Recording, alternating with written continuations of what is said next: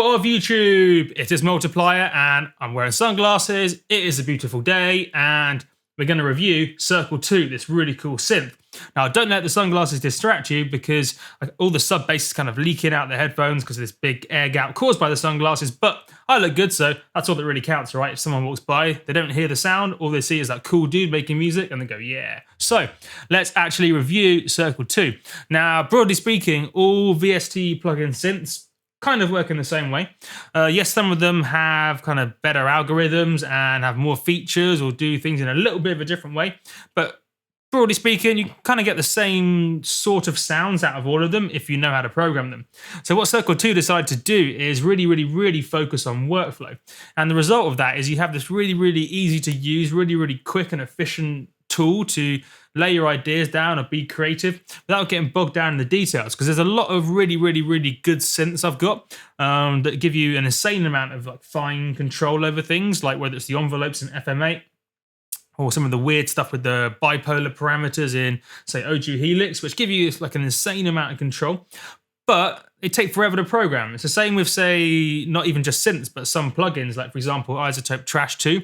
Does an insane amount of cool stuff, but it just takes forever to program a really good preset.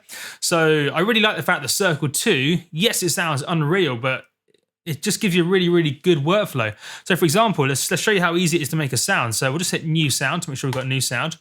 So we've got as the kind of the source, as if we kind of click this drop down menu, you have, say, analog oscillator, which could be, say, a saw wave or any kind of standard wave, or it could be a wavetable, which I'll get to in a sec. But if we have a look at, say, VPS oscillator, which is one of the new kind of things unique to Circle2, something called like vector phase something. It doesn't really matter. It basically does some cool stuff. The key part is we have these kind of two parameters here, horizontal and vertical. Essentially, the idea behind this oscillator type is you kind of glue two sine waves together, and then you have like vectors joining certain points, and then these horizontal and vertical things kind of change those parameters. Don't need to know the details. All you need to know is modulating these two things creates cool sounds. So for example, let's say we wanted to modulate this horizontal. It's really easy, and there's a really cool feature that I've only ever seen in this synth so far. So if we have a look at this kind of modulation setting here, which will be the LFO, we'll turn it on. We see it's kind of, we can already get some kind of visual feedback in terms of what's going on. So we can see it's this sort of shape. We have some kind of lights flashing, so we know it's that sort of rate. If we move the rate, we can see it kind of flashing at different speeds. So already you've got a lot of kind of visual clues as to what's going on. It's really cool. And then the coolest part about it, if you click and drag the color to what you want to kind of modulate, and then whatever you kind of hover it over, it previews what it'll sound like. So see how as I'm hovering over horizontal, it's kind of previewing that modulation. Or if I did vertical,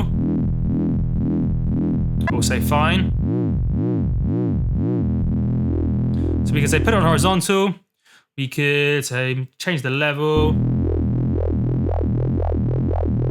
Just really cool, the fact you can kind of preview these modulations and just kind of try lots of different points without putting it on, trying it, putting it on, trying it. It's really quick, really efficient, even faster than Massive, which is really saying something. So you can imagine once you set up quite a few oscillators doing things, you can turn on as many of these as you like. You can pretty much just grab a modulation source, whether it's an envelope or an LFO or a sequencer, just kind of try on things and see what sort of cool stuff can pop out. It's really cool. It's really fast. So let's give you another example. Let's say we were on the kind of wavetable oscillator bit. Then we've got this cool kind of thing here where we can move this slider up and down to modulate between kind of two wavetable positions. So we'll drop it back in the middle. We will choose two. So let's choose something pretty random, and then down here, say this dude here. So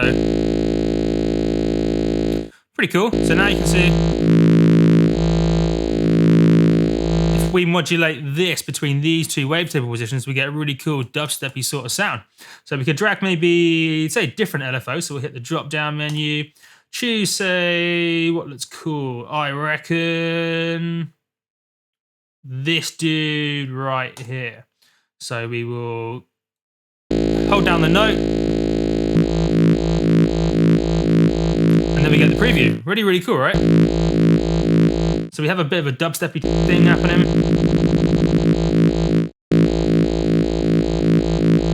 then to give you another like flavor of the preview potential that happens in this is really, really cool. So we've got our kind of thing happening. If we now click this top kind of a wavetable chooser, so we're choosing like a wavetable. Again, you see compared to say Massive, where you just get a little bit of a description, it might say like kangaroo or ice or something. You actually see the wavetable, so you can, although you don't necessarily know how it sounds, you can look at some and kind of have some idea what it sounds like. So you can see if there's a big sort of sine shape, it's going to have a bit of low end, or if it's really, really chaotic, it's going to have a lot of high end like this. So if you just kind of click these,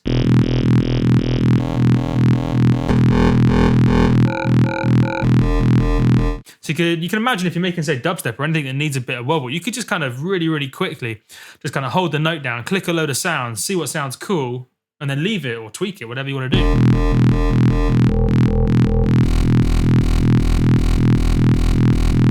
There you go, that's some dubstep, you're right. And we didn't even need to do any kind of distortion because of the way that wavetables work.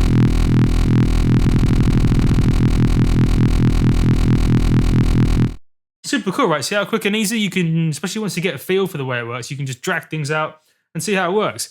Another cool feature of Circle2, which I thought was really, really good, something that I think more plugins need to do, and I think Serum's a good example of this, although I haven't had a good look at Serum, is if we have a look at the envelope. So by default, the way it works is, it's not that obvious, but this VCA down here, which is short for voltage controlled amplitude, I think, just kind of like a hangover from the old days of kind of synthesis, it's just the overall amplitude of the sound.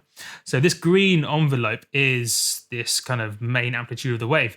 So if we have a look at this green envelope, so if we drag the attack forward a bit, notice how as the envelope is happening, you can see the little kind of dot moving, so you can see the envelope happening in real time. So if I make it a bit more obvious, so check this out.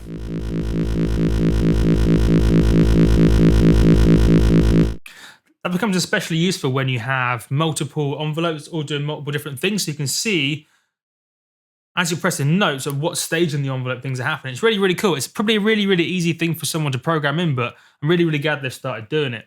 And I really do think Circle really kind of hit the nail on the head in terms of not giving you kind of feature creep, where feature creep is kind of like an idea in software where you start programming it and you realize you can give the user the option to customize this and customize that and customize this. And before you know it, you have this ridiculously, insanely complicated thing that takes forever to program. But for example, the envelopes, they haven't given you a lot of settings. They've literally just given you attack, decay, sustain, release, and then this snap. So instead of giving you the option to kind of bend each particular point on the envelope, they've literally just said, right, you've got this one parameter here, which kind of varies between linear. See how it's linear now, and then we drag it all the way up, and it kind of gives it a more analog, rounded sort of character.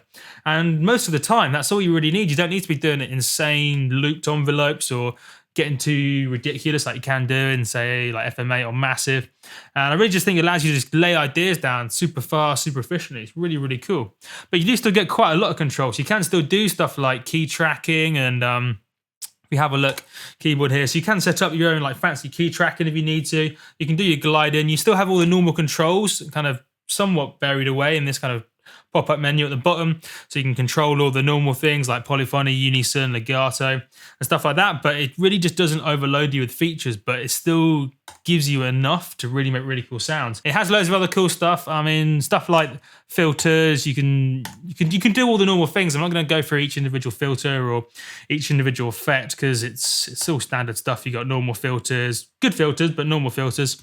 Similarly, the effects, you've got all your normal dudes: phaser, reverb, echo, double echo, delay, distortion. You can stack up multiple effects. So you can do some cool stuff, but I'm just a big fan of the workflow. That's what's really won me over, the workflow and the visual feedback. And you can make some really, really cool sounds. And there's some really, really cool presets as well. So it's definitely worth checking it out. But yeah, Circle2, big fan, does some cool stuff. And I mean, check it out. It's got, instead of numbering their modulations, they've colored it. Colors are way better than numbers. Why is this the first time I've seen this? I'm sure some other synth has done it.